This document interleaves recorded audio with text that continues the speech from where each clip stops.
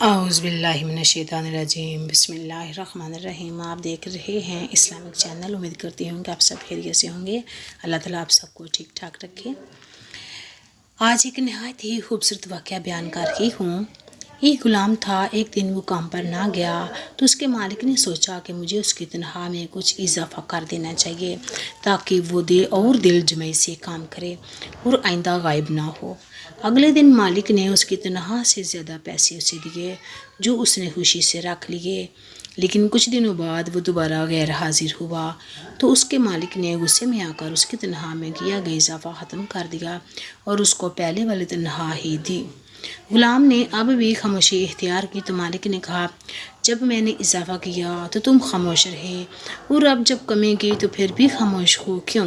تب غلام نے جواب دیا، جب میں پہلے دن غیر حاضر تھا تو اس کی وجہ بچے کی پیدائش تھی اور آپ کی طرف سے تنخواہ میں اضافے کو میں نے وہ رزق خیال کیا جو وہ اپنے ساتھ لے کر آیا، اور جب میں دوسری مرتبہ غیر حاضر تھا تو اس کی وجہ میری ماں کی وفات تھی اور آپ کی طرف سے تنخواہ میں کمی کو میں نے وہ رزق خیال کیا جو وہ اپنے ساتھ واپس لے گی۔ پھر میں اس رزق کی خاطر کیوں پریشان ہوں جس کا ذمہ خود اللہ نے اٹھایا ہوا ہے۔